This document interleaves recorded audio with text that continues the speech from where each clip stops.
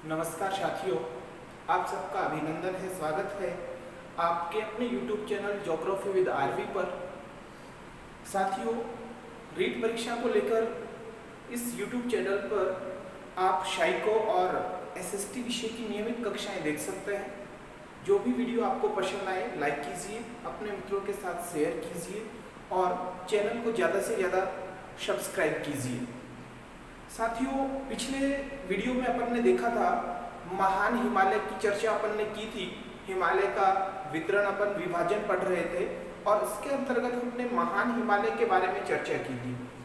आज का जो महत्वपूर्ण वीडियो रहने वाला है अपना, वो रहेगा मध्य हिमालय को लेकर। मध्य हिमालय की चर्चा करेंगे और मध्य हिमालय में हम जानेंगे कि परीक्षा उपयोगी एग्जाम के पॉइंट ऑफ व्यू से कौन कौन से महत्वपूर्ण प्रश्न यहाँ से बनते हैं, कौन कौन से प्रश्नों का समावेश इस टॉपिक से एग्जाम में हो सकता है। इन सभी बिंदुओं पर आज चर्चा करेंगे। आइए शुरू करते हैं अपना टॉपिक। मध्य हिमालय। तो मध्य हिमालय की बात करूं मैं सबसे पहले तो इसके उपनामों की चर्चा अगर हम करें कि मध्य हिमालय को और कौन कौन से नामों से जाना जाता है, तो साथियों मध्य हिमालय को लघु हिमालय और हिमाचल हिमालय,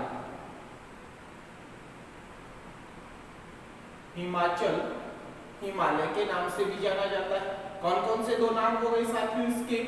एक तो मध्य हिमालय, उसके अलावा दो अन्य जो नाम है वो कौन कौन से हो गए हैं? लघु हिमालय भी इसको कहा जाएगा और साथ में इसको कहा जाएगा हिमाचल हिमालय के नाम से भी इसको जाना जाएगा।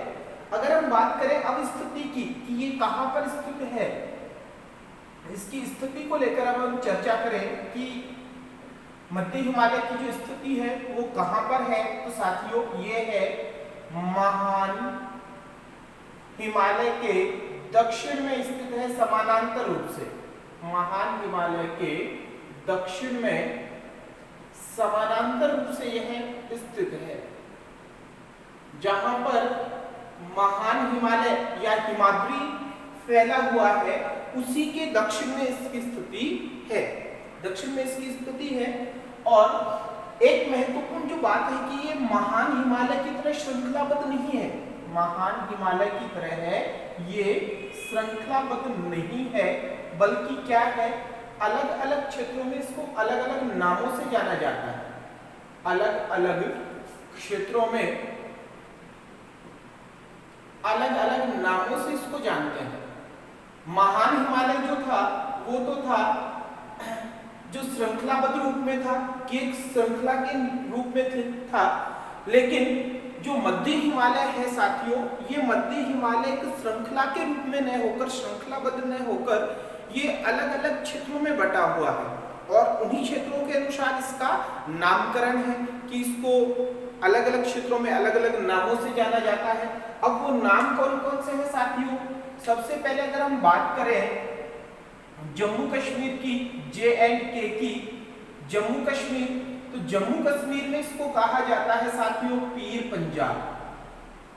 जम्मू कश्मीर में इसको क्या, किस नाम से जाना जाता है साथियों? पीर पंजाल के नाम से इसको जानते हैं। फिर बात करें अपन हिमाचल प्रदेश की, हिमाचल प्रदेश में इसको जाना जाता है धौलाधर के नाम से। हिमाचल प्रदेश में इसको धौलाधर के नाम से जानते हैं। फिर बात करें आगे उत्तराखंड की, तो उत्तराखंड राज्य में साथियों इसको नागटीबा और मंसूरी की पहाड़ियां, मंसूरी पहाड़ियां इस नाम से जाना जाता है साथियों। तो उत्तराखंड में इसके दो नाम है, कौन कौन से? एक नागटीबा है और दूसरा कौन सा है? मंसूरी की पहाड़ियां। फिर आगे बात करें अपन तो इसको नेपाल में महाभारत के नाम से जाना जाता है। नेपाल में इसको कौन से नाम से जानते हैं साथियों? महाभारत के नाम से। सिक्किम की बात करें तो सिक्किम में इसको डोकिया के नाम से जाना जाता है। सिक्किम में इसको क्या कहते हैं? डोकिया। और अरुणाचल प्रदेश में साथियों इसको डाफला बूम, डाफला बूम की पहाड़ियों के नाम से जाना जाता है। तो साथियों ये इसके जो अलग अलग क्षेत्रों में जो अलग अलग नाम है वो कौन कौन से हैं? जम्मू कश्मीर में इसको पीर पंजाल कहा जाता है, हिमाचल प्रदेश में धौलाधर के नाम से, उत्तराखंड में इसको नागटिवा और मंसूरी की पहाड़ियां, नेपाल में इसी को मध्य हिमालय को ही महाभारत के नाम से जाना जाता है, सिक्किम में इसको डोकिया और अरुणाचल प्रदेश में इसको डाफला भूम के नाम से जाना जाता है। तो ये है साथियों इसके क्षेत्र विशेष के अकॉर्डिंग कुछ नाम है, इसके अलग अलग क्षेत्रों में ये विभाजित है और श्रृंखलाबद्ध नहीं है, इसीलिए इसको अलग अलग क्षेत्रों में अलग अलग नामों से जाना जाता है।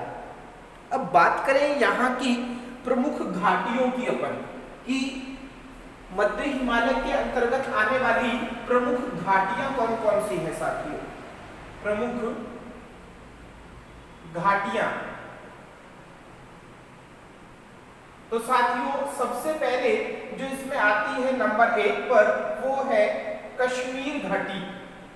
कश्मीर घाटी मध्य हिमालय के अंतर्गत जो घाटियां हैं, सबसे प्रमुख घाटियां उनमें एक आती है अपनी कश्मीर घाटी, और कश्मीर घाटी के जो क्षेत्र में है यहाँ पर झेलम नदी बहती है साथियों, झेलम नदी इस कश्मीर घाटी में है।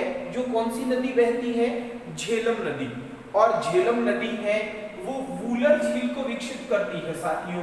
ये महत्वपूर्ण बात यहाँ पर आपको ध्यान में रखनी है कि जो झेलम नदी है वो झेलम नदी है वो कौन सी झील को विकसित करती है साथियों?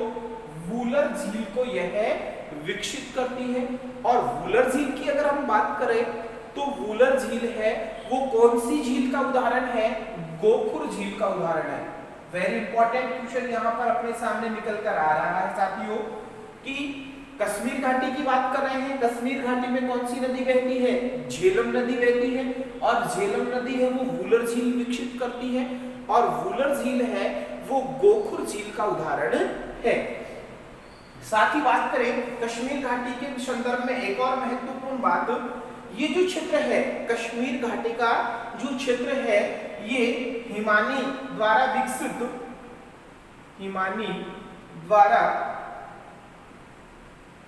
विकसित उपजाऊ झील निक्षेपों के लिए जाना जाता है। उपजाऊ झील निक्षेपों के लिए जाना जाता है। यही क्षेत्र कश्मीर घाटी वाला ही जो क्षेत्र है वो साथियों हिमानी के द्वारा जो विकसित उपजाऊ झील निक्षेप क्षेत्र है उनके लिए जाना जाता है। और इन उपजाऊ झील निक्षेपों को साथियों अपन जानते हैं सब कि इन उपजाऊ झील निक्षेपों को किस नाम से जाना जाता है? करेवा के नाम से जाना जाता है। बहुत बार एग्जाम में क्वेश्चन पूछा गया है करेवा क्या है? करेवा क्या है? तो साथियों जो करेवा है वो क्या है? करेवा उपजाऊ झील निक्षेप है, और कहां पर पाया जाता है? ये कश्मीर में पाया जाता है। और नदी पूछ ली जाए आपसे कि नदी किसके है, तो यहाँ पर कौन सी नदी बह रही है साथियों? झेलम नदी यहाँ पर बह रही है। तो झेलम नदी के द्वारा विकसित होते हैं करेवा, कहाँ पर? कश्मीर घाटी में होते हैं। और ये होते क्या है? ये उपजाऊ झील निक्षेप होते हैं। कश्मीर घाटी की बात की, कश्मीर घाटी के अलावा और कौन कौन सी घाटियां यहाँ पर है साथियों? तो जो दूसरी महत्वपूर्ण घाटी आती है वो आती है कुल्लू मनाली की घाटियां। एक पर्यटन स्थल है कुल्लू मनाली, जो कहाँ पर है साथियों? हिमाचल प्रदेश में है। कुल्लू मनाली की घाटियां जो कहाँ पर है साथियों? हिमाचल प्रदेश में। इसके अलावा कांगड़ा घाटी, ये महत्वपूर्ण है साथियों। कांगड़ा घाटी भी कहाँ पर है? हिमाचल प्रदेश में। कांगड़ा घाटी की स्थिति भी कहाँ पर है साथियों? हिमाचल प्रदेश में। और जो कांगड़ा घाटी है वो एक प्रकार की नमन घाटी है। नमन घाटी, स्ट्राइक किस प्रकार की घाटी है? ये नमन घाटी का उदाहरण है कांगड़ा घाटी, स्ट्राइक वैली का उदाहरण है। और साथियों इसकी जो स्थिति है कांगड़ा घाटी की, ये धौलाधर जो रेंज है, धौलाधर अपनी अभी बात की धौलाधर श्रेणी जो हिमाचल प्रदेश में है उसके ठीक नीचे, धौलाधर श्रेणी के ठीक नीचे स्थित है कौन सी? कांगड़ा घाटी। इसके अलावा नंबर 4 पर इसमें जो महत्वपूर्ण घाटी और आती है वो है फूलों की घाटी। फूलों की घाटी, और फूलों की घाटी है साथियों उत्तराखंड में। फूलों की घाटी कहाँ पर स्थित है साथियों? उत्तराखंड में। और एक महत्वपूर्ण और घाटी है इसमें, वो है काठमांडू की घाटी। नाम से ही पता चल रहा है काठमांडू घाटी कहाँ पर है?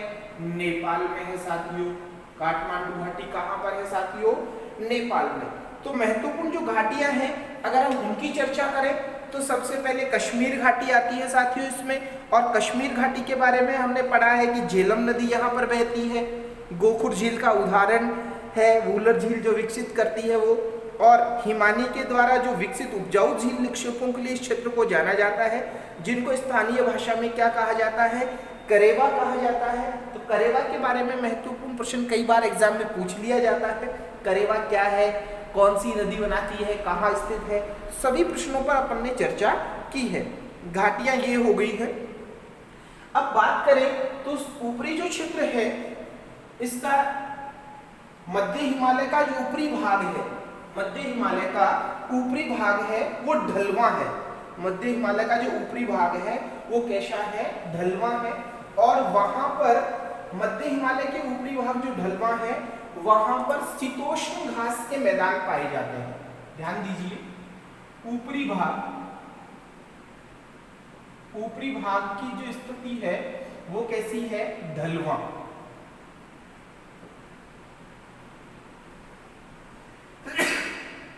ढलवां है और यहाँ पर शीतोष्ण घास मैदान पाए जाते हैं। यहाँ पर क्या पाए जाते हैं?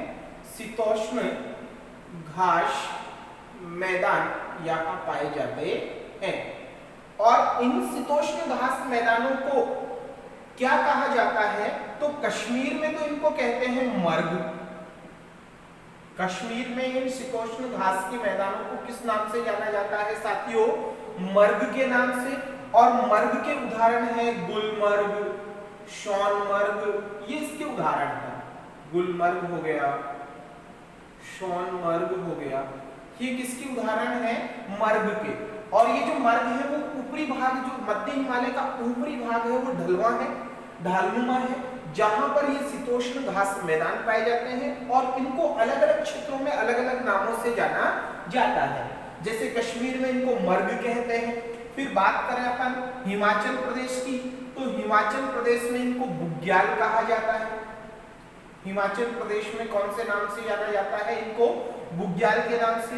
और उत्तराखंड में इनको पयार के नाम से जाना जाता है। पयार या पयाल, इस नाम से इनको जाना जाता है। तो साथियों ये शीतोष्ण घास मैदान है जो कश्मीर, जो मध्य हिमालय का जो ऊपरी भाग है ढलवां भाग, वहां पाए जाते हैं, जिनको कश्मीर में मर्ग, जैसे गुलमर्ग और सोनमर्ग इसके उदाहरण हैं। हिमाचल प्रदेश में इनको बुग्याल और उत्तराखंड में इनको पयार या पयाल के नाम से जाना जाता है।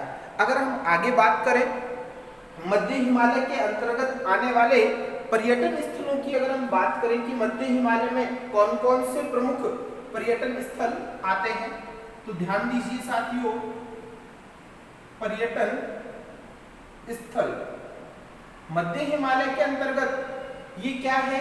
मध्य हिमालय की इसकी जो ऊंचाई है वो 3700 से 4500 मीटर तक है। जो ऊंचाई है साथियों वो है 3700 से 4500 मीटर तक। और इस कारण यहाँ ग्रीष्मकालीन जो कुछ पर्यटन स्थल बन जाते हैं, तो उस पर्यटन स्थल में कौन कौन से आते हैं? देखो, एक आता है इसमें पत्नीटॉप और वैष्णो देवी। पत्नीटॉप और वैष्णो देवी ये दोनों ही कहां पर है साथियों? ये दोनों ही J&K में है। जम्मू कश्मीर में ये दो प्रमुख पर्यटन स्थल हैं। कौन कौन से? पत्नीटॉप और दूसरा आ जाता है अपना वैष्णो देवी, जो हिंदू प्रमुख तीर्थ स्थल है। दूसरी बात करें अपन तो यहां पर शिमला, कुफरी, उसके अलावा फिर धर्मशाला और डलहौजी, ये 4 प्रमुख पर्यटन स्थल है जो हिमाचल प्रदेश में है। 4 प्रमुख पर्यटन स्थल है जो कहां पर है साथियों? हिमाचल प्रदेश में। कौन कौन से? शिमला, कुफरी, धर्मशाला और डलहौजी। शिमला जो हिमाचल प्रदेश की राजधानी है, उसके अलावा कुफरी ये छोटा सा कस्बा है, धर्मशाला यहाँ पर क्रिकेट स्टेडियम भी है। डलहौजी को लेकर अगर हम बात करें तो डलहौजी है वो चंबा जिले में है। चंबा जिले में इसकी अवस्थिति है, हिमाचल प्रदेश के चंबा जिले में अवस्थिति है इसकी। और 1854 में अंग्रेजों के द्वारा इसको बसाया गया था। जब ब्रिटिश भारत था, 1854 में जब अंग्रेजों का शासन था, उस समय एक पर्यटन स्थल के तौर पर डलहौजी नामक स्थान को ब्रिटिश शासन के द्वारा, ब्रिटिश लोगों के द्वारा इसको बसाया गया था। और तत्कालीन वायसराय लॉर्ड डलहौजी थे उस समय, और उन्हीं के नाम पर इसका नामकरण क्या कर दिया गया? डलहौजी कर दिया गया। आगे बात करें अपन साथियों तो नैनीताल और भीमताल, नैनीताल और भीमताल ये दोनों पर्यटन स्थल हैं, वो कहां पर है साथियों? ये दोनों उत्तराखंड में है। दोनों साथियों कहां, इनकी स्थिति कहां पर है? उत्तराखंड में है। और इसके अलावा एक प्रमुख स्थल और है, वो है दार्जिलिंग। दार्जिलिंग, ये दार्जिलिंग की जो अवस्थिति है साथियों वो है वेस्ट बंगाल में। पश्चिमी बंगाल में एक और पर्यटन स्थल है, वो कौन सा है? दार्जिलिंग है। तो साथियों ये कुछ प्रमुख मध्य हिमालय के अंतर्गत आने वाले प्रमुख पर्यटन स्थल थे। इसमें से पत्नी टॉप और वैष्णो देवी जम्मू कश्मीर में, दार्जिलिंग है वो वेस्ट बंगाल में, नैनीताल भीमताल उत्तराखंड में, और इसके अलावा 4 शिमला, कुफरी, धर्मशाला और डलहौजी ये जो है 4 वो हिमाचल प्रदेश में है। साथियों इसी की मध्य हिमालय की ही पर्वत श्रेणी जो है पीर पंजाल, मध्य हिमालय की जो पर्वत श्रेणी है कौन सी? पीर पंजाल। इस पीर पंजाल श्रेणी में 2 प्रमुख दर्रे अवस्थित हैं। इस पीर पंजाल श्रेणी में 2 प्रमुख दर्रे अवस्थित हैं, वो कौन कौन से हैं साथियों? उनकी ओर चर्चा करेंगे अपन। पीर पंजाल श्रेणी में 2 प्रमुख दर्रे अवस्थित हैं। पीर पंजाल श्रेणी, इसमें 2 प्रमुख दर्रे हैं, पहला पीर पंजाल दर्रा है और दूसरा बनिहाल। पीर पंजाल है और दूसरा जो महत्वपूर्ण दर्रा है वो है बनिहाल दर्रा। बनिहाल दर्रा अपनी स्थिति को लेकर एक महत्वपूर्ण दर्रा बन जाता है। बनिहाल जो दर्रा है अपनी स्थिति को लेकर ये एक महत्वपूर्ण दर्रा बन जाता है। क्यों? क्योंकि बनिहाल दर्रे से होकर जवाहर सुरंग गुजरती है। इस दर्रे से होकर कौन सी सुरंग गुजरती है साथियों? जवाहर सुरंग। परीक्षा उपयोगी महत्वपूर्ण प्रश्न है कि जवाहर सुरंग है वो किस दर्रे से होकर गुजरती है?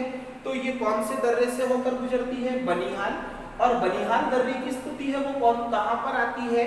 मध्य हिमालय के अंतर्गत आती है। बनिहाल दर्रे की अवस्थिति कौन से हिमालय के अंतर्गत आती है? मध्य हिमालय के। और जवाहर सुरंग का महत्व इसलिए बढ़ जाता है कि ये जवाहर सुरंग है ये कश्मीर को शेष भारत से जोड़ती है। कश्मीर को शेष भारत से जोड़ती है, ये महत्वपूर्ण बात है। यहाँ पर कश्मीर को शेष भारत से जोड़ने वाली सुरंग है वो कौन सी है? जवाहर सुरंग। या सीधा पूछ लिया जाए कि कश्मीर शेष भारत से कौन से दर्रे से जुड़ता है, तो आपका आंसर होगा बनिहाल दर्रे से कश्मीर है वो शेष भारत से जुड़ता है। तो मध्य हिमालय को लेकर ये कुछ अपने महत्वपूर्ण बिंदु थे जहां पर इसको अलग अलग क्षेत्रों में कौन कौन से नामों से जाना जाता है ये। इसके अलावा इसके अंतर्गत आने वाली प्रमुख घाटियां कौन सी हैं? करेवा। बहुत बार एग्जाम में प्रश्न पूछा गया है कि करेवा क्या है, तो करेवा आपको पता है साथियों कि हिमानी द्वारा उपजाऊ झील निक्षेप को करेवा कहा जाता है। और ये को महत्वपूर्ण बात, इस करेवा में जाफरान की खेती की जाती है। एक और महत्वपूर्ण बात आप ध्यान देंगे कि जो करेवा है, अपन ने करेवा की बात की थी, उस करेवा में जो है वो जाफरान की खेती की जाती है साथियों। और इसके अलावा जो घाटियां हैं, कुल्लू मनाली की घाटी है, कांगड़ा घाटी है जो धौलाधर के ठीक नीचे, और स्ट्राइक वैली का उदाहरण है फूलों की घाटी उत्तराखंड में। पुलिस एग्जाम में बहुत बार प्रश्न पूछा गया है कि फूलों की घाटी कहाँ अवस्थित है, तो फूलों की घाटी की स्थिति है वो मध्य हिमालय के अंतर्गत आती है और ये उत्तराखंड राज्य में अवस्थित है। इसके अलावा बनिहाल दर्रा है वो जवाहर सुरंग वहां से होकर गुजरती है और जो शेष भारत को कश्मीर से जोड़ने का कार्य करती है। साथियों, वीडियो अगर आपको पसंद आया हो तो लाइक कीजिए, अपने मित्रों के साथ शेयर कीजिए और चैनल को सब्सक्राइब करना ना भूलें।